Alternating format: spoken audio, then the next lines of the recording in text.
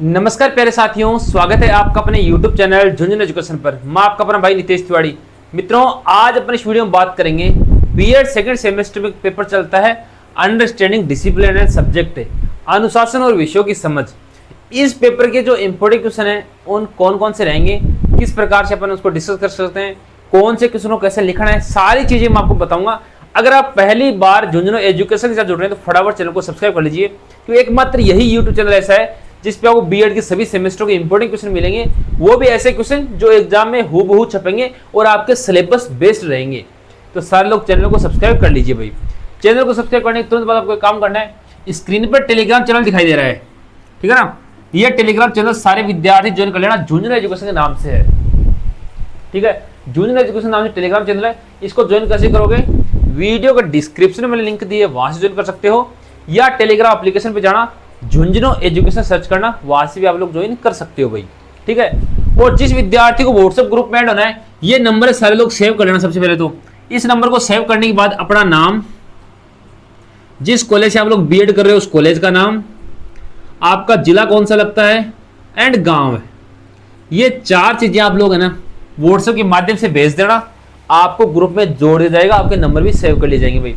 खुद का नाम, जिस कॉलेज से बीएड कर रहे हो उस कॉलेज का नाम, आपके जिला कौन सा लगता है उसका नाम एंड गांव का नाम, ये चार चीजें आप लोग व्हाट्सएप कर देना। हम आपको ग्रुप में जोड़ देंगे, नंबर रहने वाला है व्हाट्सएप ग्रुप का, ठीक है। मित्रों देखो, हर एक क्वेश्चन को समझाऊंगा, आप बस समझना कि सर क्या बता रहे हैं। जो क्वेश्चन बताऊंगा ना, मैं वादा कर सकता हूं ये क्लास देखने के बाद आपको सीरीज लाने की आवश्यकता ही नहीं है। सीरीज को भूल जाना, बस आप लोग इस क्लास में जो पॉइंट बताऊं, उत्तर के जो पॉइंट बताऊं उनको लिख देना, हूबहू वही छपने वाले रहेंगे, ठीक है ना। लेकिन भाई समझना, पूरा हर एक पॉइंट को समझना क्या बता रहे हैं। तो मित्रों सबसे पहले देखो, इस सब्जेक्ट को समझेंगे, अंडरस्टैंडिंग डिसिप्लिन, अनुशासन और विषय है उनकी समझ है। मतलब पूरा पेपर अनुशासन और विषयों पे है। अब वो क्या अनुशासन है, क्या विषय है, वो उनके ऊपर बात करेंगे। अनुशासन अपने सुना, लेकिन अनुशासन होता क्या है उसके ऊपर बात करेंगे भाई, ठीक है ना। पहला क्वेश्चन जो बनेगा आपका वही इसी से बनेगा, किससे, अनुशासन भाई साहब से। ये अनुशासन है, डिसिप्लिन है, ये होता क्या है भाई।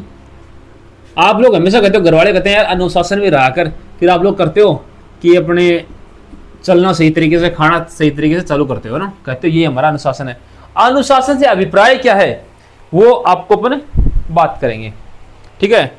देखो अनुशासन है ना, उसको ज्ञान की संगठित शाखा माना है। पहला बिंदु आपको यही लिखना है, वहां यही पहला बिंदु लिखोगे आप लोग अपने एग्जाम में, क्योंकि ये क्वेश्चन है ना, पेपर नाम ही अनुशासन समझ है, तो ये क्वेश्चन 101% एग्जाम में देखने को मिल जाएगा। कितना, 101% मिल जाएगा। आप किस तरीके से इसको समझ रहे हो वो भाई आपको समझने की आवश्यकता है। तो अनुशासन ज्ञान की एक संगठित शाखा है,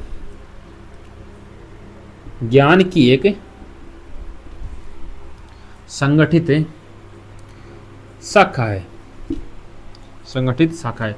इसका मतलब क्या है भाई, आप लोग कहोगे सर ज्ञान की संगठित शाखा है। देखो अगर आप में ज्ञान है, क्या है, ज्ञान, नॉलेज, ज्ञान से एक चीज आपको पता चल जाएगी भाई। नॉलेज एंड करिकुलम वाला पेपर लगता है ना सेकंड सेमेस्टर में, उसके इंपॉर्टेंट क्वेश्चन मैंने अपलोड कर दिए, आप लोग यूट्यूब पे जाके देख सकते हो।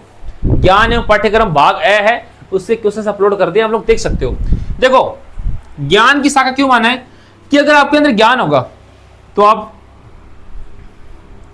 खाना, चलना, समझना, ये सारी चीज इसमें लिख सकते हो कि मतलब ज्ञान होगा तो आप सारे काम सही तरीके से करोगे, और ज्ञान नहीं होगा तो पागलों की तरह घूमते रहोगे। तो ज्ञान होगा, सारी चीज सही तरीके से करोगे तो आपको एक अनुशासित व्यक्ति माना जाएगा। क्या माना जाएगा, अनुशासित व्यक्ति माना जाएगा, जब आप सारी चीजें सही तरीके से करोगे। तो ये चीजें इसमें लिखनी है। अनुशासन ज्ञान की एक संगठित शाखा है मित्रों, ठीक है। इसको इस प्रकार से लिखिए, ये लिख लीजिए, ऐसे लिख लीजिए कि इसमें आपको समझाना क्या है, ज्ञान होगा, आप सही तरीके से सारे काम करोगे, अब आपका व्यक्तित्व सही रहेगा तो आपको एक अनुशासित व्यक्ति माना जाएगा, ठीक है। लिखो इसको फटाफट, ठीक है।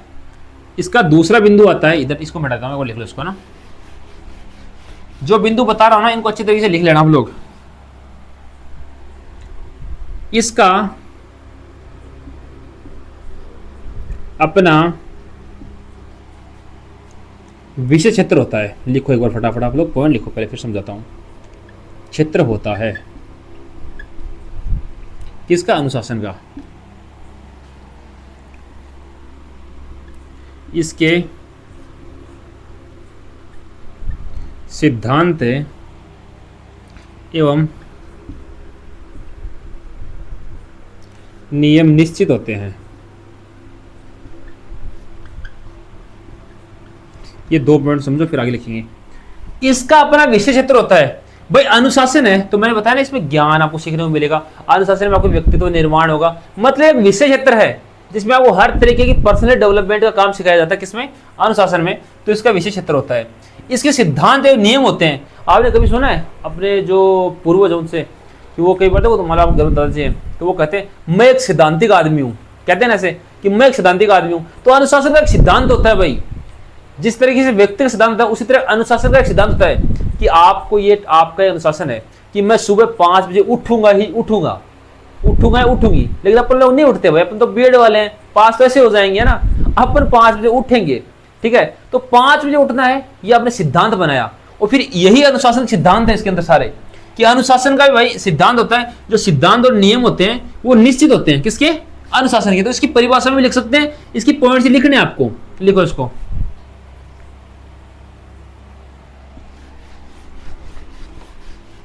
अगला बिंदु लिखेंगे आप लोग, ये व्यवस्थित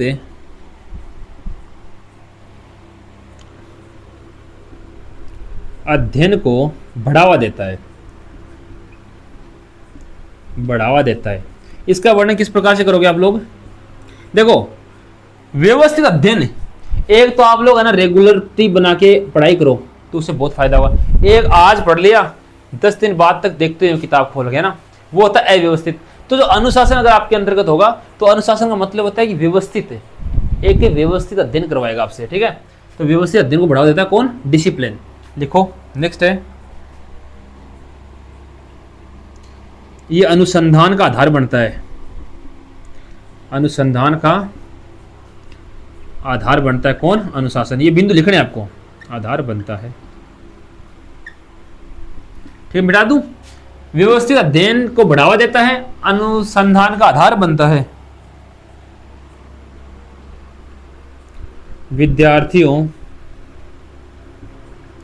विद्यार्थियों में तार्किक जो सोच है, तार्किक सोच है, वो विकसित करता है। भाई विद्यार्थियों की सोचने समझने की क्षमता को विकसित करता है कौन? अनुशासन। ये इसमें आप लिख देना कि विद्यार्थी में एक उसकी माइंड थिंकिंग है, उसको भी डेवलप करता है, एंड इसकी तार्किक सोच है, सोचने की कैपेबिलिटी भी उसको मजबूत करता है कौन? डिसिप्लिन। इसलिए अनुशासन क्या है? महत्वपूर्ण अपने जीवन में। लिखो उसको फटाफट। अगर आप अनुशासित रहोगे तो आपका जो समाज है, समाज का विकास होगा। समाज का विकास होगा, या इसको ऐसे भी लिख सकते हो, समाज के विकास में सहायक है। समाज के विकास में लिखो यार आप लोग, ठीक रहेगा, कि विकास में सहायक, ऐसे भी लिख सकते हो आप इसको, ठीक है। लिखो इसको। शिक्षा की गुणवत्ता बढ़ती है, शिक्षा गुणवत्ता बढ़ती है, ये भी अच्छा है। ये तो इसका अभिप्राय हो गया। आप जो पूछ रहे हैं ना अनुशासन का अर्थ समझाइए, तो ये सारी चीजें इसमें लिखनी है आपको। लिखो भाई फटाफट इसको। अनुशासन की ये जो अर्थ है इसको लिख लीजिए आप लोग फटाफट एक बार। लिखो इसको, अनुशासन का अर्थ। सारे विद्यार्थी एक बार शेयर कर देंगे अपने दोस्तों तक। डिसिप्लिन चल रहा है। व्हाट्सएप नंबर लिख लिया सब लोगों ने, ठीक है। इस टेलीग्राम को ज्वाइन कर लेना भाई। सारे विद्यार्थी तुरंत प्रभाव से टेलीग्राम चैनल झुंझुनू एजुकेशन को ज्वाइन कर लेना। झुंझुनू एजुकेशन, सभी विद्यार्थी इसको ज्वाइन कर लीजिएगा। अब देखो अगला पॉइंट है, अनुशासन है, उसकी विशेषताएं क्या है? ये अनुशासन के बारे में पूछेगा मित्रों, आप इग्नोर मत करना, अनुशासन पूछेगा। तो अनुशासन की विशेषताएं क्या है वो आपको बतानी है भाई। लिखो इसको। इसकी जो विषय वस्तु होती है वो निश्चित होती है। ये पॉइंट लिखने भाई, इनका वर्णन करना अच्छी तरीके से। निश्चित विषय वस्तु। अगला पॉइंट है, व्यवस्थित ज्ञान, मैंने अभी बताया ना कि व्यवस्थित ज्ञान को बढ़ावा देता है, तो व्यवस्थित ज्ञान, सारे बिंदु लगभग वही आएंगे जो अभिप्राय में बताया मैंने आपको, ठीक है ना। वैज्ञानिक दृष्टिकोण, कौन सा दृष्टिकोण? वैज्ञानिक दृष्टिकोण, ये भी आपको लिखना है इसमें। स्पष्ट उद्देश्य, ये पॉइंट अच्छा है कि भाई आपके अंदर ये रहेगा ना अनुशासन, आपके जीवन में अगर अनुशासन रहेगा तो आपका उद्देश्य, आपका जो टारगेट है, आपके जो ऑब्जेक्टिव्स हैं, उद्देश्य, टारगेट तो लक्ष्य हो जाता है ना, उद्देश्य है वो एकदम स्पष्ट रहेगा, तभी तो आप अनुशासित व्यक्ति होंगे। अब आपको पता ही नहीं करना क्या, आप लोग बीएड कर रहे हो, आपको पता है भाई टीचर की एग्जाम को देनी है, ऐसा तो नहीं है कि ठीक है बीएड घर वाले करा रहे हैं जबरदस्ती और कर रहे हैं, तो वो क्या अस्पष्ट उद्देश्य हो गया। लेकिन आपको पता है कि आपको टीचर बनना ही है, तो आप एक अनुशासित व्यक्ति हो। आप पढ़ाई किस लिए कर रहे हो? बीएड किस लिए कर रहे हो? टीचर बनने के लिए। तो आपका स्पष्ट उद्देश्य होना चाहिए, तभी आप अनुशासित व्यक्ति कहलाओगे, ठीक है ना। इसको लिख लीजिए, अच्छा क्वेश्चन है ये, लिखो फटाफट, इसको लिख लीजिए भाई जल्दी जल्दी।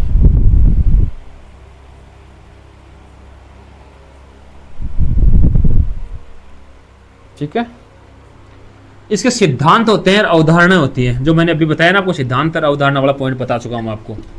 सिद्धांत व अवधारणाएं, आप लोग ये पॉइंट तो ऐसे कैसे छाप लेना जैसे बता रहा हूं, ठीक है ना। सिद्धांत, अवधारणाएं, व्यवहारिक उपयोगिता, व्यवहार से आपको पता चलता है कि भाई आप अनुशासित है कि नहीं है। कई बार होता है ना, दिखावटीपना आप अलग करते हो और जब आप खुद के रूप में आते तो पता नहीं क्या कर जाते हो, वो होता है व्यवहार उपयोगिता। ये पॉइंट मैं जो बता रहा हूं, इनके अलावा फालतू बकवास मत लिखना भाई, वरना नंबर नहीं देगा एग्जामिनर। आप पॉइंट तो मैं बता रहा हूं वही लिखना है, उसके अंदर व्याख्या क्या करो वो आपकी मर्जी है, लेकिन पॉइंट आपको ये लिखने हैं।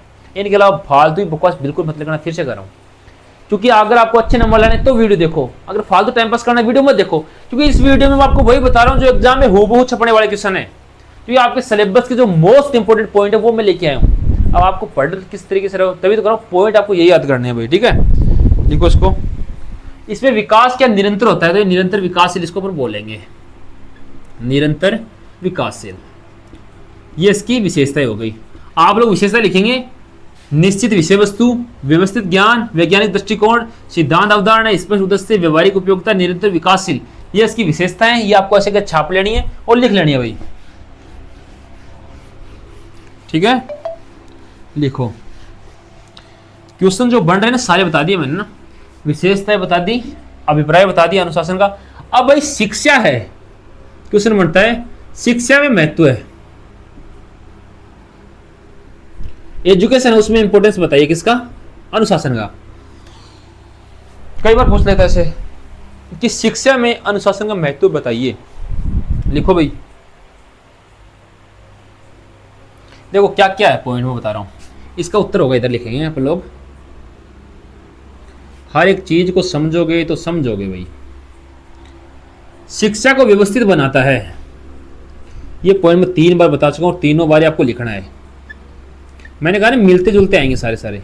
व्यवस्थित बनाता है, आप लोग सुना करो यार सारी चीजें ना। देखो एजुकेशन है ना, उसको अनुशासन व्यवस्थित बनाता है। आप लोगों ने सुना होगा कि टाइम टेबल से पढ़ना चाहिए, क्यों भाई? ऊपर से किसी ने कहा कि टाइम टेबल से, लेकिन आपका अनुशासन है कि आप टाइम टेबल से पढ़ते हो। आप जब तक पढ़ते हो तब तक कोई फालतू बात नहीं करते, ये आपका एक डिसिप्लिन है। आप चल रहे हो, अपना व्यक्तित्व बढ़ा रहे हो, पर्सनैलिटी डेवलपमेंट कर रहे हो, तो वो सारी चीज इसमें आती है। तो शिक्षा है, एजुकेशन आप लोग पढ़ रहे हो, तो उसको व्यवस्थित बनाता है कौन? अनुशासन। ये पहला पॉइंट आप लोग लिखेंगे, शिक्षा में महत्व है, तो आप लोग लिखेंगे कि अनुशासन का शिक्षा में महत्व है। निम्न बिंदुओं के माध्यम से अपन देख सकते हैं। फिर पहला बिंदु इस प्रकार से लिख के इसका वर्णन कर देना, जो मैंने बताया अभी, ठीक है। इस प्रकार से आपको लिखना मित्रों। ज्ञान का विस्तार करना, ज्ञान का विस्तार करता है कौन? अनुशासन। अनुशासन है तो आपके ज्ञान का विस्तार होगा, विस्तार करता है, ठीक है। अनुसंधान है, कौन से संधान? अनुसंधान। अनुसंधान को प्रोत्साहित करता है, प्रोत्साहन देता है कौन? अनुशासन। ये बिंदु अच्छा है, बाकी की बिंदु आगे लिखूंगा मैं, इधर है ना। व्यक्तित्व विकास, काफी टाइम से बता रहा हूं ना आपको, पर्सनैलिटी डेवलपमेंट। भाई आपकी पर्सनैलिटी डेवलपमेंट है, वो भी अनुशासन करेगा। आप क्या पहनते हो, क्या खाते हो, किस प्रकार चलते हो, किस प्रकार लोगों से बात करते हो, किस प्रकार से आपका व्यवहार है लोगों के साथ, किस प्रकार से समाज में आपका व्यवहार है, ये सारी चीजें व्यक्तित्व विकास के अंतर्गत आती हैं। और जब आपका अनुशासन अच्छा रहेगा, आप एक अनुशासित व्यक्ति रहेंगे, तो आपका पर्सनैलिटी डेवलपमेंट ऑटोमेटिक होगा, ठीक है ना, व्यक्तित्व विकास ऑटोमेटिक होगा। निर्णय क्षमता बढ़ती है, अनुशासन होगा तो अनुशासित व्यक्तियों को निर्णय लेने की क्षमता भी बढ़ेगी, निर्णय क्षमता बढ़ती है। ये लिखने ऐसे कैसे पॉइंट आपको आएगा क्वेश्चन, 100% आएगा जो बता रहा हूं। सामाजिक उत्तरदायित्व का पता चलता है, सामाजिक उत्तरदायित्व मतलब पता आपको, बताता हूं रुको। देखो समाज के प्रति अपना उत्तरदायित्व क्या है। कभी कभी तो कुछ लोग ऐसे होते हैं ना, आपने सुना भी होगा, हमें भी होंगे ऐसे कुछ लोग कि देखो अपना काम बनता बाढ़ में जय जनता, होता है ना कई बार कि मेरा काम बनता बाढ़ में जय जनता। जैसे आप लोग हो, आप में कुछ ऐसे हैं कि ठीक है सर का क्वेश्चन देखा, आंसर नहीं, बाढ़ में जय सर, लेकिन सर आप बोल रहे हैं आपको कि भाई वीडियो लाइक कर दो, नहीं क्यों करेंगे भाई, अपना क्या है, सर का है, तो भाई सर का वीडियो लेकिन आप लोगों के लिए ना, समाज के लिए है, तो आप लोग उसको लाइक कीजिए। मतलब दूसरे के काम आना, दूसरे के प्रति अपना उत्तरदायित्व क्या है वो चीजें। जैसे मैं आप लोगों को फ्री में कंटेंट उपलब्ध करवा रहा हूँ कि मेरा काम है यूट्यूब पे प्रत्येक विद्यार्थी को कंटेंट मिले, वो भी फ्री में, तो ये होता है समाज के प्रति उत्तरदायित्व, इसको बोलते हैं सामाजिक उत्तरदायित्व। ये कब आएगा, जब आपके अंदर अनुशासन होगा, आप एक डिसिप्लिन पर्सन होंगे, तो अनुशासन ऑटोमेटिक बढ़ेगा भाई, ठीक है, लिखो इसको। अनुशासन से समय प्रबंध, टाइम मैनेजमेंट, ये बहुत गजब काम है। कई बार ऐसा होता है ना, कुछ लोग कहते हैं 5 मिनट में आया, फिर आते हैं वो 5 घंटे में, वो टाइम मैनेजमेंट नहीं होता। लेकिन आप लोगों ने कह दिया कि आपको बोला गया सुबह 7 बजे आपकी एंट्री बंद हो जाएगी, 7 बजे से आपकी एग्जाम स्टार्ट है, तो वो 7 बजे से ही है, मतलब वो कॉलेज वाले अनुशासन में हैं, वो एक रूल बनाया उसके अनुरूप चल रहे, तो वो एक अनुशासित व्यक्ति हैं, वो होता है अनुशासन। तो उसमें होता है समय प्रबंध। लिखो भाई इसको, लिख लीजिए इसको फटाफट।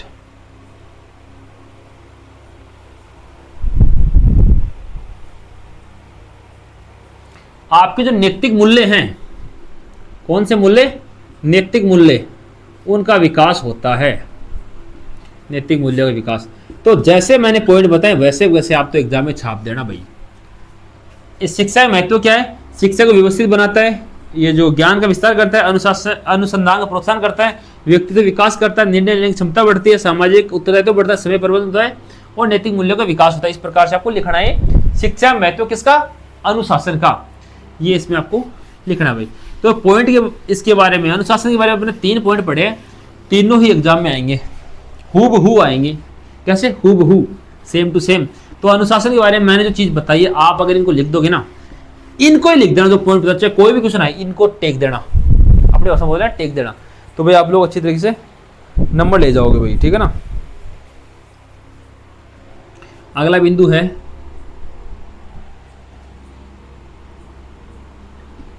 अंतः विषयक या अंतः विषय बोलते हैं इसको, उपागम क्या है, अंतः विषयक उपागम क्या है। इसका मतलब है, देखो 2 या परिभाषा लिखो इसकी, 2 या अधिक विषयों का समन्वय,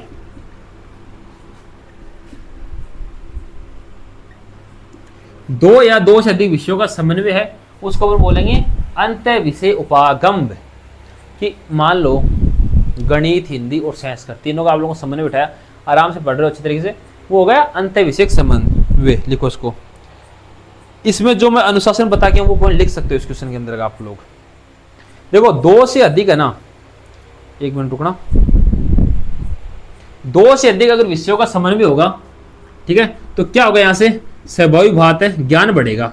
पहला पॉइंट ज्ञान बढ़ेगा, ठीक है ना, ज्ञान बढ़ेगा, ऐसे आप लोग इसको लिखिएगा। लिखो फटाफट एक बार इसको,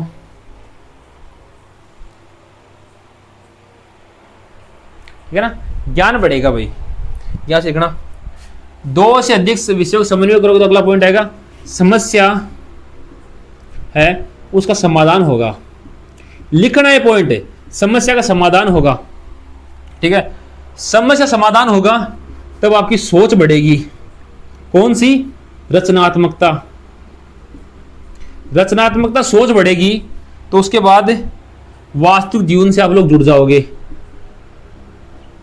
वास्तविक जीवन से जुड़ोगे। वास्तविक जीवन से जुड़ोगे तो आपका शोध करने का मन करेगा, शोध को बढ़ावा मिलेगा। शोध बढ़ाओगे तो फिर आपको सहयोगात्मक शिक्षा मिलेगी, सहयोग करने की सोचोगे आप लोग इसमें, सहयोगी शिक्षा। और इसके बाद आपका समग्र विकास हो जाएगा। और ये क्वेश्चन आप लोगों ने पढ़ लिया तो ये एग्जाम में आ जाएगा। ठीक है, समस्या समाधान, सोच रचनात्मकता, वास्तविक जीवन, शोध। कैसे लिखना है कि भाई ज्ञान बढ़ेगा, 2 से अधिक विषयों का समन्वय को अपन बोलते हैं अंत्य विषयक उपागम। ये 2 से अधिक विषय अपन सीखेंगे तो ज्ञान बढ़ेगा, ज्ञान बढ़ेगा तो समस्या समाधान होगा, फिर सोच रचनात्मकता होगी, फिर वास्तविक जीवन से जुड़ोगे आप लोग, फिर शोध करने का मन करेगा, फिर सहयोगी शिक्षा होगी कि आप सहयोग करने का प्रयत्न करोगे, भाई आपको ज्ञान हो जाएगा, फिर दूसरा सहयोग करोगे और समग्र विकास हो जाएगा। फिर लिखो एक बार फटाफट इसको, जल्दी लिखिए भाई, सारे लोग तो प्रभाव से लिख लीजिए और शेयर कर देना जितने लोग जुड़े हुए हो, अपने दोस्तों को भेज दीजिए वीडियो।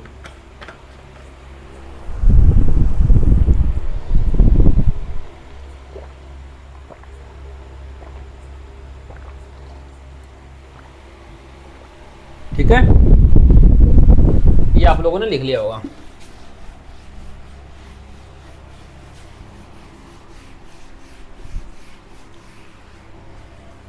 अब अभी नेक्स्ट बिंदु,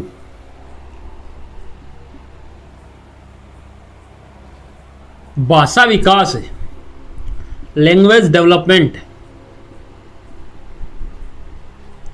भाषा विकास है, इसका इतिहास आपको बताना है। लैंग्वेज डेवलपमेंट, ठीक है। देखो मैं आपको पॉइंट बताऊं और थोड़ा व्याख्या कर रहा हूं तो आप लोग लिख देना इसको, है ना। पहला बिंदु इसमें आता है कि भाषा जो है मानव संचार का माध्यम है। देखो आप किसी से बात करोगे, संचार करोगे, कम्युनिकेशन करोगे तो उसमें पहली चीज आपको भाषा चाहिए होगी। चाहे बोल के बात करो, चाहे लिख के बात करो, चाहे सुनो, उसमें सब चीज़ों में भाषा का उपयोग होता है। तो ये बिंदु बन जाता है इसमें, भाषा मानव संचार का जो ह्यूमन कम्युनिकेशन है उसका मीडियम है, माध्यम है। कौन? लैंग्वेज। ये आपको इसमें लिखना है भाई, लिखो इसको। सबसे पुरानी भाषा संस्कृत है भाई, क्योंकि विकास है। क्वेश्चन ऐसे पूछा ना आपसे, डेवलपमेंट। भाई संस्कृत सबसे पुरानी भाषा है, क्योंकि आपको पता है भगवान के टाइम पर भी सबसे प्राचीन भाषा है। राम जी हुआ करते थे उस टाइम भी संस्कृत यूज होती थी, उससे पहले भी संस्कृत यूज होती थी, ठीक है ना। प्राचीन भाषा है। हिंदी का विकास, हिंदी का विकास है अपभ्रंश से किया। ये लिखना बिंदु, हिंदी का विकास अपभ्रंश से किया। अंग्रेजी का विकास है जर्मनिक भाषा से किया, जर्मनिक भाषा से। लिखो इसको। फिर क्या आगे भाषा विकास हुआ तो शिक्षा में योगदान बढ़ा और समय के अनुरूप परिवर्तन हुए। अनुरूप परिवर्तन, ये आपको लिखना है इसमें, ठीक है। आप तो ये 3 बिंदु मोस्टली पढ़ लिख लेना। संस्कृत भाषा एक पेज भर देना इससे, हिंदी का विकास अपभ्रंश से किया और जर्मनिक भाषा से इंग्लिश का। फिर लिख देना इंग्लिश में ये होता है, हिंदी में ये होता है, सारी चीजें आपको लिखनी है इसके अंदर, ठीक है। लिखो इसको। भाई भाषा विकास से अपनी संस्कृति बची है तो इसको लिख लीजिए आप लोग।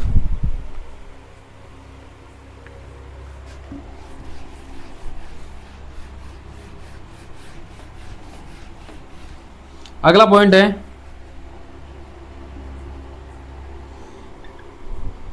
भाषा तकनीक, लैंग्वेज टेक्नोलॉजी। लैंग्वेज टेक्नोलॉजी है वो क्या है? लैंग्वेज टेक्नोलॉजी क्या है? अच्छा क्वेश्चन है ना। लैंग्वेज टेक्नोलॉजी क्या है? अच्छा क्वेश्चन है भाई। सबसे पहले बात करेंगे कंप्यूटर आधारित भाषा। देखो सबसे पहले तो लैंग्वेज टेक्नोलॉजी है उसकी कंप्यूटर आधारित भाषा। जो कंप्यूटर की अलग अलग भाषा है, जावा हुई, उसकी जो भी भाषा है उनकी बात कर रहे हैं कि कंप्यूटर आधारित भाषा का विकास किस प्रकार से हुआ। पहले लोग कंप्यूटर को यूज नहीं लेते थे, आज कंप्यूटर की भाषा हर फील्ड में कार्य कर रही है। तो वही भाषा तकनीक है वो, तो सबसे पहले कंप्यूटर भाषा आधारित जो भाषा उसका अध्ययन करना है। तो पहला पॉइंट आपको ये मिलेगा, कंप्यूटर आधारित जो भाषा अध्ययन है उसकी बात कर रहा है, आधारित भाषा अध्ययन।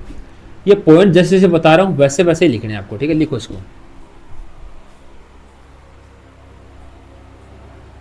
एक भाषा आती है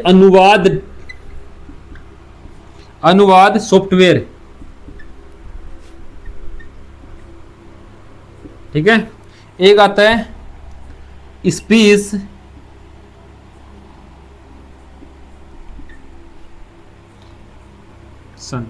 रिकॉग्निशन। देखो आप लोग बोल के सर्च करते हो वो इसके अंतर्गत आता है। वो भाषा होती है कि आप बोल रहे हो, क्योंकि तो टेक्नोलॉजी है तो पूरा मामला ये तो इंटरनेट और मोबाइल का है ना, इसका नाम भाषा तकनीक है। तो अनुवाद, एक तो आप लोग लिखते हो, अब मैं नहीं बोल सकता कुछ ऐसे सेंटेंस आप लोग लिखते हो, चलो छोटा बात करते हैं ना, आप क्या कर रहे हो, ठीक है। तो उसमें इंग्लिश में आता है लिख के, है ना, या राम ने खाना खाया, फिर वो हिंदी में हो जाता है, अनुवाद कर देता है, तुरंत ट्रांसलेशन कर देता है। तो ट्रांसलेशन सॉफ्टवेयर भी एक भाषा तकनीक का उदाहरण है। इसमें आप लोग लिखना फिर कि हम लोग मैसेज में बात करते हैं, बोल के बात करते हैं, तो वो तुरंत इंग्लिश में लिख के देता है। अगला अंग्रेज है, हम उससे बात कर रहे हैं लेकिन उसमें शर्मा रहे हैं, यार अपनी इंग्लिश कमजोर होगी, तो उसको बोलते हैं तो वो सुनता है और उसको तुरंत ही इंग्लिश में ट्रांसलेट होकर जाता है, वो इंग्लिश में बोलता है, अपने पास हिंदी में आता है। ये होता है अनुवाद ट्रांस जो सॉफ्टवेयर है। स्पीच रिकॉग्निशन, जो अपन बोल के लिखते हैं ना कई बार, हे गूगल जूनियर एजुकेशन सर्च करो, ऐसे बोलते हो ना आप लोग, हे यूट्यूब जूनियर एजुकेशन पे ये वीडियो दिखाओ, हे एआई जूनियर एजुकेशन पे ये वीडियो दिखाओ। ऐसे जैसे आप लोग इसका भी अधिकतर बच्चे ऐसे लिख के आए होंगे, अंडरस्टैंडिंग डिसिप्लिन एंड सब्जेक्ट, ऐसे बोल के लिखते हो ना, अंडरस्टैंडिंग डिसिप्लिन एंड सब्जेक्ट के इंपॉर्टेंट क्वेश्चन बताइए, ऐसे लिखते हो आप लोग, है ना। तो ये आता है स्पीच रिकॉग्निशन, ये स्पीच के अंदर आता है, इसके अंदर बोल के सर्च करना। ऑनलाइन शिक्षा, ऑनलाइन एजुकेशन जो आप लोग ले रहे हो भाई, अभी मैं आपको पढ़ा रहा हूं, आप लोग पढ़ रहे हो, तो ये आता है ऑनलाइन एजुकेशन के अंतर्गत। तो ये भी क्या एक भाषा तकनीक का उदाहरण है। तो आप लोग इसको भी लिखेंगे, ऑनलाइन जो एजुकेशन है उसको भी लिखना कि भाषा तकनीक का एक पार्ट है। कौन? Online education. इसको आप लोग लिखेंगे अच्छी तरीके से। जो जो बता रहा हूं आप अगर आपने पढ़ लिया ना, मैं कह रहा हूं बल्ले बल्ले हो जाएगी, क्योंकि इनसे बाहर कुछ नहीं आना, कि मोस्ट पॉइंट बता रहा हूँ सारे सारे, ठीक है। ऑनलाइन एजुकेशन हो गया है भाई, लिखो इसको।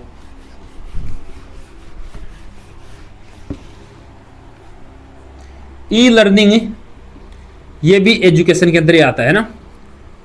ऑनलाइन एप्लीकेशन से आप लोग पढ़ाई करते हो ना, ई लर्निंग। डिजिटल शब्दकोश, इसमें क्या लिखोगे? इसमें आपको लिखना है कि आजकल प्रत्येक मोबाइल के अंदर एक ऑप्शन आता है, कौन सा? डिक्शनरी। तुरंत कोई भी स्पेलिंग सर्च करो, उसका अर्थ आता है, उसका पूरा एनालिसिस आता है। डिजिटल शब्दकोश, अपने मोबाइल में हजारों लाखों करोड़ों शब्द भरे पड़े हैं, तो उसको अपन डिजिटल शब्दकोश बोलते हैं, ठीक है। लिख लो इसको। अब भाषा तकनीक है, तो ये भाषा सीखने में भी सुविधा देता है, सीखने में सुविधा। मित्रों, आपको अंग्रेजी नहीं आती या कोई लैंग्वेज नहीं आती, तो आप भाषा तकनीक के माध्यम से उस भाषा को सीख सकते हो आराम से। यह भी इसमें अच्छा बिंदु बनता है कि भाषा सीखने का माध्यम है, भाषा सीखने में सुविधा मिलती है किसके माध्यम से? भाषा तकनीक के। लैंग्वेज टेक्नोलॉजी है, उसके माध्यम से आप लोग सीख सकते हो, ठीक है। लिखो भी इसको। मॉडर्न एजुकेशन है, आधुनिक शिक्षा है, उसका आधार है कौन? भाषा तकनीक। आजकल आप लोग देख रहे होंगे शिक्षा का आधार, प्रत्येक विद्यार्थी ऑनलाइन पढ़ रहा है। सबको ऑनलाइन चाहिए, टेक्नोलॉजी चाहिए, सबके पास एप्पल आईफोन चाहिए सबको, है ना। इस प्रकार से टेक्नोलॉजी चाहिए आप लोगों को। तो वो क्या है कि भाषा है ना, आज की जो शिक्षा आधुनिक, उसका आधार भी है भाई कौन? भाषा, जो आपकी ये तकनीक। लिखो एक बार इसको फटाफट। यार शेयर कर दो ना आप लोग, इतनी देर में शेयर नहीं कर रहे। जितने भी लोग जुड़े हुए हैं अपने दोस्तों तक वीडियो भेज दीजिए भाई, बार बार बोल रहा हूँ, अपने दोस्तों तक वीडियो भेज दीजिए ताकि सबकी हेल्प हो जाए। सेल्फिश मत बनिए, प्रत्येक विद्यार्थी तक वीडियो भेज दीजिए ताकि हमें भी ऐसा लगे बच्चे में सपोर्ट कर रहे हैं। और ये टेलीग्राम ज्वाइन कर लेना सारे विद्यार्थी, जितने बीएड वाले हैं सारे लोग इस टेलीग्राम चैनल को ज्वाइन कर लेना।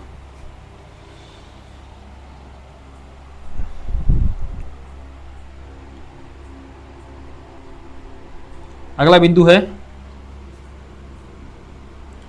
भाषा प्रयोगशाला, भाषा प्रयोगशाला, लैंग्वेज लैब, लैंग्वेज लैब। क्या समझते हो भाई, भाषा प्रयोगशाला क्या महत्व देती है? देखो भाई, बताओ भाषा प्रयोगशाला उपयोगी क्यों है?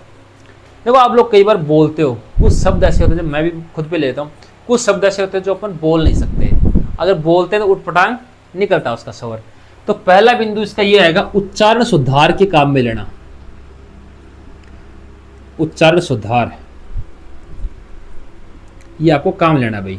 उच्चारण सुधार काम लेना किसमें? भाषा प्रयोगशाला, इसके काम आती है। आपको उच्चारण शुद्ध करने के काम आती है कौन सी? भाषा प्रयोगशाला। नेक्स्ट है, सुनने की क्षमता बढ़ाने के लिए भी भाषा प्रयोगशाला काम आती है। नेक्स्ट है, बोलने का अभ्यास करवाया जाता है। बोलने का अभ्यास करवाया जाता है। इसमें लिख देना कि आवाज निकालना, बोलना, सारी चीजें किसमें सिखाई जाती है? भाषा प्रयोगशाला के अंतर्गत सिखाई जाती है। तो तीनों पॉइंट तो लिखो एक बार आप लोग फटाफट, ठीक है। आत्मविश्वास बढ़ता है। क्या बढ़ता है? आत्मविश्वास।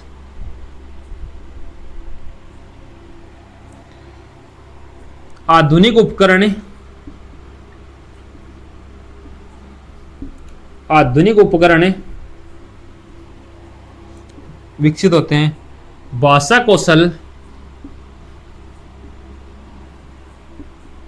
भाषा कौशल का विकास होता है। भाई आपका जो भाषा कौशल है, लैंग्वेज स्किल है, उनका भी डेवलपमेंट होता है किसके अंतर्गत? भाषा प्रयोगशाला के अंतर्गत। व्यक्तिगत सीखना, व्यक्ति की बोलचाल, ये भी सारी चीजें इसमें सिखाई जाती हैं आपको। प्रभावी संचार, अब भाई देखो, आप सारी चीजें अच्छे से करोगे, मतलब आत्मविश्वास रहेगा आप में, आधुनिक उपकरण है, भाषा कौशल विकास होगा, व्यक्तिगत डेवलपमेंट होगा, पर्सनल डेवलपमेंट होगा, तो भाई अगला जो इंसान है उससे आपका प्रभावी इफेक्टिव संचार तो होगा। जैसे मैं आप सभी से बातें कर रहा हूँ, किसके माध्यम से? ऑनलाइन क्लास के माध्यम से। आप मेरी बात सुन रहे हो, अपना एक प्रभावी संचार है। मैं आपको पढ़ा रहा हूँ, आप मन से अच्छे से पढ़ रहे हो, क्योंकि आपको बड़ा भाई आपको पढ़ा रहा है और आपको विश्वास है कि झुंझुनू एजुकेशन अच्छा पढ़ाएगा। ये आपको विश्वास है ना, ये विश्वास है तभी आप लोग पढ़ रहे हो। और यही है प्रभावी संचार, कि अपना कम्युनिकेशन है वो एकदम अच्छा बनना चाहिए। तो इस प्रकार से मित्रों, ये भाषा जो प्रयोगशाला थी, इसमें ये बिंदु लिखने हैं आपको। इनके अलावा फालतू बकवास मत लिखना। एक बार सारे लोग लाइक कर दो भाई, जितने लोग जुड़े हुए ना, मेरे लिए वीडियो लाइक कर देना, ताकि मुझे वैसा लगे बच्चे में सपोर्ट कर रहे हैं। तो फटाफट इनको अच्छी तरीके से लिख लो।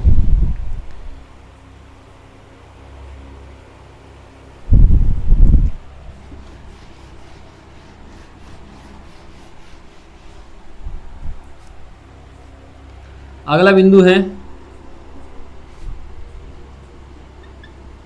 महिला सशक्तिकरण।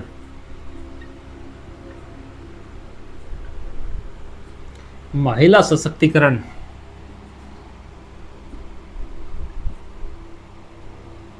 Women empowerment.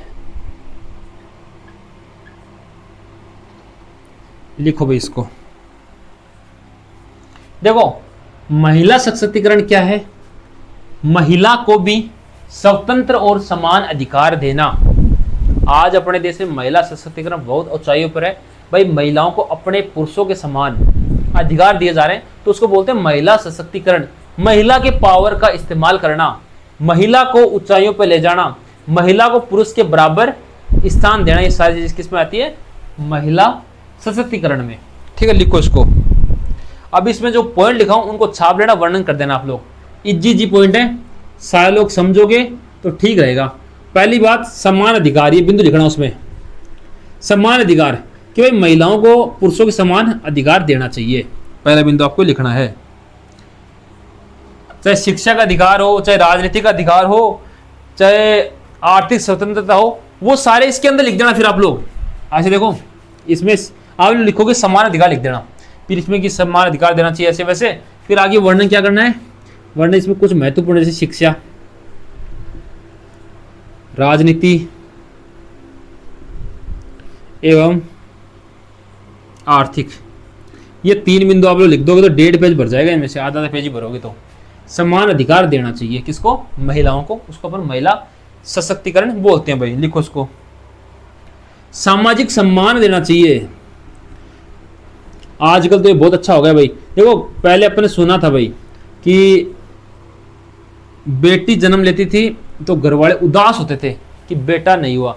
आजकल उल्टा हो रखा है, बेटी जन्म लेती है तो मैं तो बहुत जगह देखता हूँ, मुझे बहुत खुशी होती है कि जब बेटी जन्म लेती है तो भाई हॉस्पिटल से उसके लिए बलून्स के साथ गाड़ी सजाकर उसको घर लेके आते हैं। अच्छा लगता है कि अपना समाज वो एक सही दिशा में जा रहा है। पहले की कुरीतियों को दूर किया अपन लोगों ने। आज जो समाज है वो एजुकेटिव, जो सोसाइटी वो लग रही है कि अपनी सोसाइटी वो एजुकेटिव है, तो उसमें सही तरीके से मैं देखता हूँ, मैं बहुत बार देखता हूँ। तो क्या है, कल परसों की एक बात बताता हूँ आपको, है ना। तो मैं झुंझुनू गया था, तो वहाँ पे क्या हुआ बच्चों, उसमें एक गाड़ी जा रही थी, ठीक है, उसके ऊपर पिंक बलून लगे हुए थे। तो मेरी बहन ने बोला भैया पता है इसमें क्या है? मैं बताओ। बोले इसमें बेटी का जन्म हुआ है। वो तुझे कैसे पता है कि इसमें बेटी का जन्म हुआ है? बोले कि पिंक बलून्स लगते हैं तो बेटी का जन्म पे ही लगाते हैं। वो यार बहुत अच्छी बात है। मतलब एक एजुकेटेड सोसाइटी है, उसका पता चलता है कि किस प्रकार से अपने लोग एजुकेटेड हो रखे हैं। तो ये इसके अंतर्गत आ गया ना कि सामाजिक सम्मान की बराबर सम्मान होना चाहिए स्त्री पुरुष के लिए, ठीक है। तो इस प्रकार से आप लोग भी ऐसे करना, ठीक है। और आप लोग भी सम्मान करो यार, सारे लोग लाइक करो, वीडियो लाइक नहीं कर रहे आप लोग। और जिनको सब्सक्राइब करना है कर लीजिए, ताकि अगला वीडियो हम लोग जैसे अपलोड करें आपको नोटिफिकेशन पहुंच जाएगा। निर्णय लेने की क्षमता भी होनी चाहिए भाई, निर्णय क्षमता। कई बार तो ऐसा होता है ना कई घरों में कि नहीं डिसीजन सिर्फ पुरुष लेंगे, नहीं भाई, दोनों का अधिकार होना चाहिए। महिलाओं को भी निर्णय लेने का अधिकार होना चाहिए। आत्मनिर्भरता, खुद का काम खुद कर सकती हूँ, ऐसा महिलाओं के अंदर थिंक भी होनी चाहिए। और पुरुषों को भी ये होना चाहिए महिला ये काम कर सकती है, उसको भी महिला सशक्तिकरण बोलेंगे। राष्ट्र विकास में योगदान भी होना चाहिए, देश के लिए भी काम करना चाहिए भाई, राष्ट्र विकास में योगदान। तो ये पॉइंट आपको महिला सशक्तिकरण में लिखने सारे के सारे। कौन कौन से? समान अधिकार, शिक्षा का, राजनीति का, आर्थिक का, सामाजिक सम्मान मिलना चाहिए, निर्णय क्षमता होनी चाहिए, आत्मनिर्भरता होनी चाहिए, राष्ट्रीय विकास में योगदान होना चाहिए। अगर आप लोगों ने ये क्वेश्चन में ये लिख दिया तो आपको 20 में से 20 नंबर मिलेंगे, कोई भी नहीं काट सकता आपके एक नंबर भी, ये मेरा वादा है। क्योंकि मैंने हर एक तरीके से आपको समझाया और व्याख्या आपको करनी पड़ेगी। और व्याख्या तो मैं तो जाके करूंगा नहीं, है ना, तो आप लोग करनी है, तो आप अच्छी तरीके से इसको लिख लेना। चलो एक बार 67 शेयर कर दो भाई सब लोगों तक, फटाफट शेयर करो। 67 फटाफट शेयर कर दो भाई, फटाफट, है ना।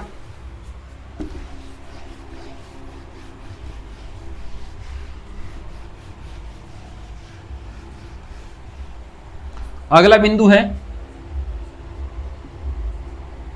पढ़ना आपको, समाज में नई सांस्कृतिक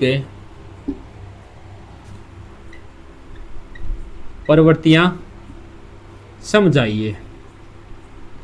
भाई समाज में जो आजकल प्रवृत्तियां हो रही है उनका वर्णन आपको करना है। तो उसमें आप लोग क्या करोगे? वैश्वीकरण,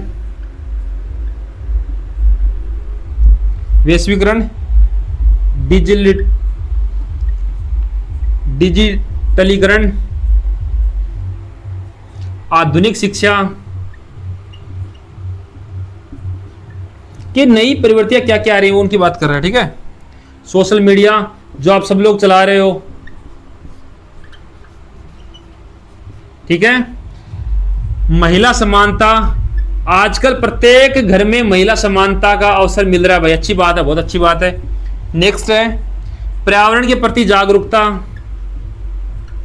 पर्यावरण जागरूकता, ठीक है। वैज्ञानिक सोच, ये बिंदु आपको लिखने हैं इसमें। देखो डिजिटलीकरण, वेरी मोस्ट, आधुनिक शिक्षा लिख सकते हो, सोशल मीडिया, इनका वर्णन कर सकते हो आप लोग। आजकल प्रत्येक विद्यार्थी, प्रत्येक काम डिजिटल हो रहा है। घर बैठे खाना मंगवाओ, घर बैठे ही पढ़ाई करो, घर बैठे को सामान मंगवाओ, घर बैठे कुछ भी काम को घर बैठे कर सकते हैं अपन लोग। तो इसमें डिजिटलीकरण हो गया। आधुनिक शिक्षा, मॉडर्न शिक्षा जो बता रहा हूं ना, आप लोग सब लोग कह रहे हो पापा मम्मी मुझे मोबाइल चाहिए। बेटा कैसे? मम्मी देखो ये क्या क्लास आती है, आप लोग पढ़ो देने, क्लास के ऑनलाइन लेते हैं। तो आधुनिक शिक्षा हो गई, पूरा सिस्टम मॉडर्न हो गया, पूरा सिस्टम डिजिटली हो गया। तो उसको आप लोग लिख सकते हो। महिला समानता, प्रत्येक शिक्षा हो चाहे कोई समाज, सब में महिलाओं को समान अवसर मिल रहा है। पर्यावरण के प्रति जागरूकता, अभी आप लोगों ने देखा नहीं 5-10 सालों में पर्यावरण के प्रति जागरूकता से सब लोग पेड़ लगाने पर लगे हुए हैं। बहुत अच्छी बात है भाई, ये अगर पहले सोच लेते तो आज हमारा समाज बहुत आगे जाता। तो क्या पर्यावरण के प्रति जागरूकता हो गई, वैज्ञानिक सोच हो गई। सब विद्यार्थियों की पहले अंधविश्वास होते थे, आजकल लोग अंधविश्वास को नहीं मानते, पूरी थिंकिंग है वो साइंटिफिक हो गई, सारी चीज वैज्ञानिक सोच हो गई। ठीक है, लिख लो इसको अच्छी तरीके से, एक बार लिखिए यार आप लोग फटाफट इसको। जो पॉइंट बताए ना आप तो इनको पढ़ते रहिए भाई, एग्जाम में छपने वाले क्वेश्चन है।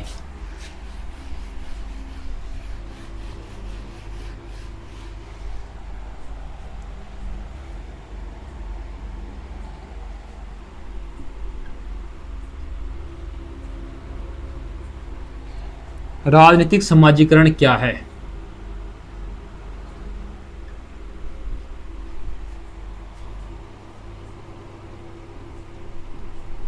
Political socialisation.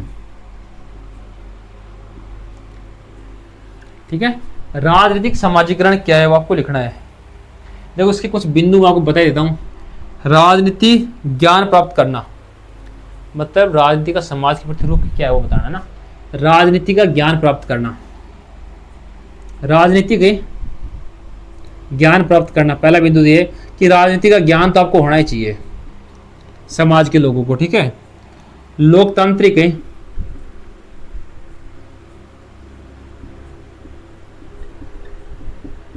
लोकतांत्रिक है मूल्यों का विकास,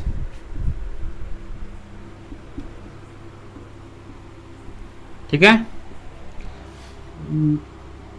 नागरिक अधिकार, आपको क्या क्या अधिकार आपके पास वो सारी चीजें आपको समझ होनी चाहिए। आपके लोकतांत्रिक मूल्य उनको विकास, उनका डेवलपमेंट अपन किस प्रकार से कर सकते हैं आपको पता होना चाहिए। राजनीति में विद्यालय की भूमिका क्या है, विद्यालय की भूमिका, परिवार का योगदान क्या है वो आपको लिखना है, मीडिया का योगदान क्या है राजनीति में वो आपको लिखना है। ये सारी चीज इसमें आ गई। ठीक है, मैं जो बता रहा हूँ ना, विद्यालय का प्रभाव, परिवार का प्रभाव, मीडिया का योगदान क्या है, 6 बिंदु लिख दो, ठीक रहेगा। राजनीतिक ज्ञान आपको पता होना चाहिए कि राजनीतिक ज्ञान आपको होना चाहिए। लोकतांत्रिक मूल्य विकास, नागरिक अधिकार, आपके पास क्या क्या अधिकार हैं, आप राजनीति में उनका किस प्रकार से काम कर सकते हो, विद्यालय क्या प्रभाव है, परिवार क्या प्रभाव, मीडिया क्या प्रभाव, ये बिंदु आपको लिखने हैं हो। ठीक है ना, इस प्रकार से लिख लीजिए आप लोग।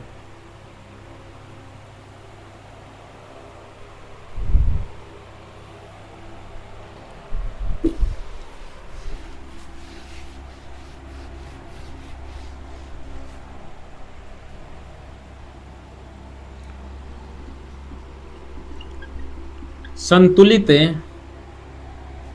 आहार क्या है, जिसको अपन बैलेंस्ड डाइट बोलते हैं। क्या बोलते हैं भाई? Balanced diet. ठीक है, देखो इसका मतलब ये है, सीधी सी परिभाषा बताऊंगा फिर मैं आपको बता दूंगा। सभी पोषक तत्व, देखो सभी पोषक तत्वों मतलब है कि संतुलित आहार अपन उसको बोलेंगे जिसमें कार्बोहाइड्रेट, वसा, प्रोटीन सारी चीजें होनी चाहिए। ऐसे नहीं फास्ट फूड ही फास्ट फूड खाते रहो, कभी हरी सब्जी खाई नहीं तो शरीर का सत्यानाश हो जाएगा मित्रों। पानी भी पूरा टाइम टू टाइम पीना चाहिए। खाना कौन सा सेहत के लिए अच्छा वो खाना चाहिए। मतलब संतुलित आहार वही होता है जिसमें सारी चीजें होनी चाहिए।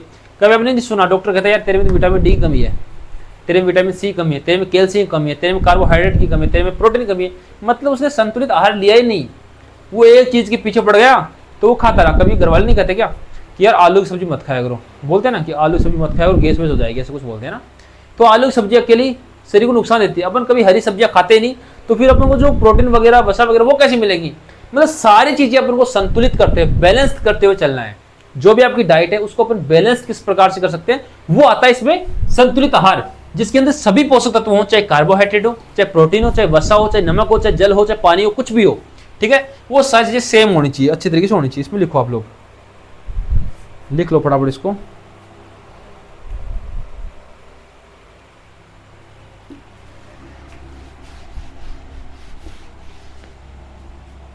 नेक्स्ट क्वेश्चन है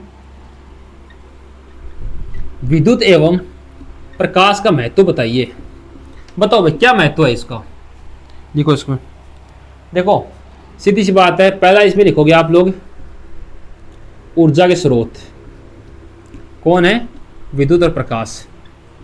घर में उपयोग आता है तो घरेलू उपयोगी, घरेलू उपयोगी। औद्योगिक विकास भी होता है इनसे।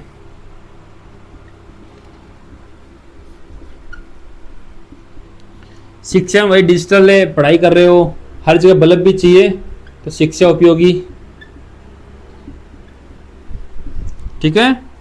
संचार व्यवस्था कम्युनिकेशन अच्छा होना चाहिए, ठीक है।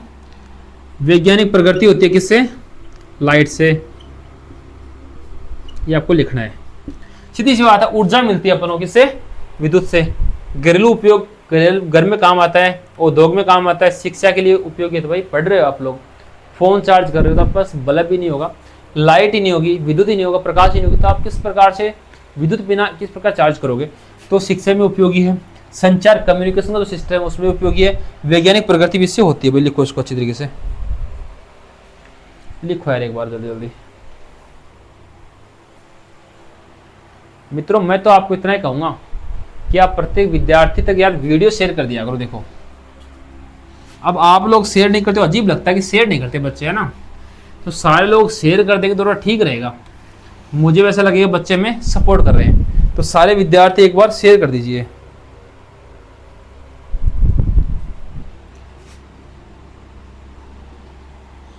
मानव रोग हैं, मानव रोग के बारे में पूछा भाई, क्या पूछा है, मानव रोग के कारण एवं इसके उपाय, ये आपको लिखना है भाई। मानव रोग के कारण एवं उपाय। देखो कारण पहला है इन्फेक्शन, संक्रमण से मानव रोग होता है भाई। पूरी चीज सबसे मोस्ट यही है संक्रमण है। संक्रमण, अगर घर में आप लोग स्वच्छता नहीं रखोगे, अस्वस्थता रखोगे तो वहाँ मच्छर वगैरह आएंगे, उससे आप बीमार हो जाओगे और फिर आ जाएगा मानव रोग।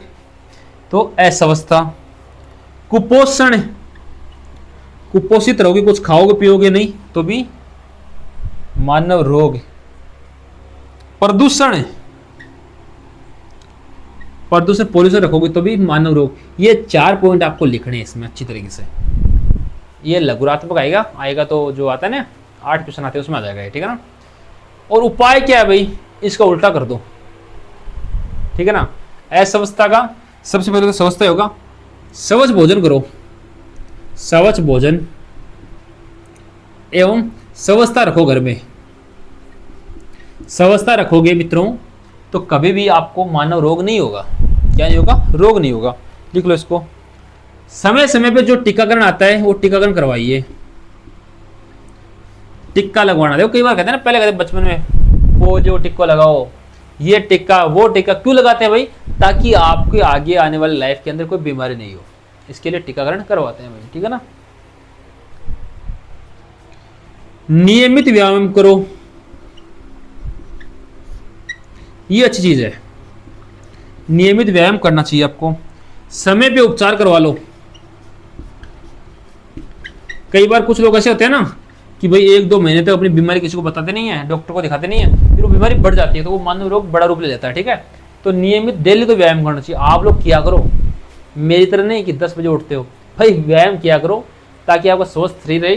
और नियमित जो भी अगर कभी बीमार होते हो ना, तुरंत डॉक्टर को दिखाया करो भाई। आजकल देखो खाना पीना ऐसे होगा, जैसे आप लोग बीमार हो तुरंत डॉक्टर के पास चले जाया करो ताकि उसका इलाज हो जाए। तो समय पे उपचार लेना आवश्यक है। देखो भाई मानव रोग के कारण और उपाय, लिखिए फटाफट इसको।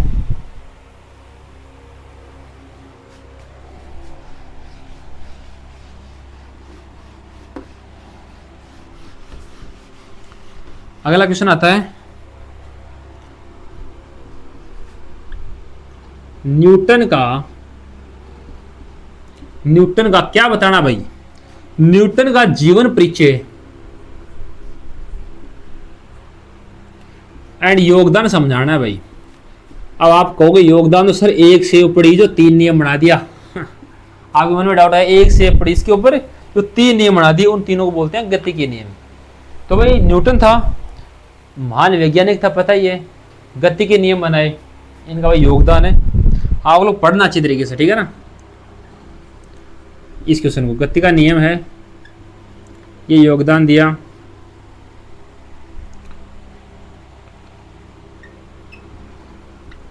गुरुत्वाकर्षण, ये योगदान इनका। गुरुत्वाकर्षण सिद्धांत भी किसने दिया? न्यूटन ने दिया। गणित में योगदान दिया अपना, लिखो इसको। न्यूटन न हो तो साइंस वालों को गति के नियम नहीं पढ़ने पड़ते, गुरुत्वाकर्षण का सिद्धांत नहीं पढ़ना पड़ता, ठीक है, लिखो इसको।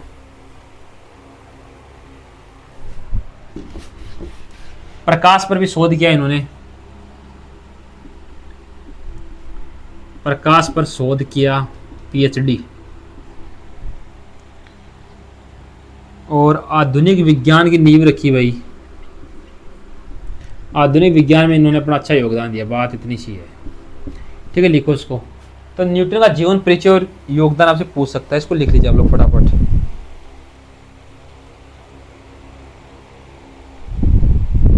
ठीक है, लिखो। इसके बाद आपको मैं 2 क्वेश्चन बताऊंगा जो आपको खुद के बेस पे तैयार करने हैं भाई, ठीक है, खुद के स्तर पर तैयार करने हैं दोनों क्वेश्चंस को। आप इनका आंसर खुद देखोगे। पहला है क्रिकेट का इतिहास लिखिए, हिस्ट्री ऑफ क्रिकेट, क्रिकेट का इतिहास लिखिए। पहला तो ये क्वेश्चन आपको खुद को देखना है, क्रिकेट का इतिहास लिखिए। इसके अथवा में जो बता रहा हूँ वो भी लिख लेना। एक बार सारे लोग इस टेलीग्राम ज्वाइन करो यार, पहले फिर बताऊंगा अथवा वाला। देखो बार बार बोल रहा है लाइक कर देना, आप लोग इतनी मेहनत कर रहा हूँ, आप लोग लाइक तो कर ही सकते हो ना, इतना बुरा भी कोई नहीं थे, लाइक कौन करो, फटाफट लाइक करो सारे लोग। और जो व्हाट्सएप नंबर दिया ना उसमें मैसेज कर देना, आपको ग्रुप में जोड़ दूंगा मैं। सारे विद्यार्थी व्हाट्सएप मैसेज करते हैं जितने भी लोग जुड़े हुए हो। कालिदास जी, तुलसीदास तथा शेक्सपियर का योगदान समझाइए। भाई योगदान समझाओ, इसमें इनका क्या क्या परिचय था, योगदान समझाना किसका? कालिदास, तुलसीदास और शेक्सपियर का योगदान आपको समझाना है। तो मित्रों B Ed second semester understanding discipline and subject का जो पेपर था उसका एनालिसिस हमने किया है। मैंने तो मेरी ओर से पूरा जोर लगा दिया, आपको समझाने की कोशिश की है। आप लोग कितना समझो वो आपकी जिम्मेदारी है। मैं कह रहा हूँ सीरीज वीरीज सब छोड़ देना, आप इस क्लास को 2 या 3 बार देख लेना, बस 2 या 3 बार अगर आप लोगों ने क्लास को देख लिया तो आप लोग, मैं जो कह रहा हूँ सुनना ध्यान से। अगर आपके 90% प्लस नहीं आ जाए नंबर तो मेरी गारंटी है भाई, क्योंकि आपके सिलेबस के सबसे मोस्ट क्वेश्चन बताया हूँ और जो पॉइंट मैंने बताई वही लिखोगे तभी नंबर आएंगे। आप अपने मन की लिखेगा तो कौन नहीं आऊंगा भाई, ठीक है ना। तो सारे लोग सभी विद्यार्थियों तक शेयर कर देना, टेलीग्राम को ज्वाइन कर लेना और नेक्स्ट वीडियो के लिए चैनल को सब्सक्राइब कर लेना। धन्यवाद साथियों।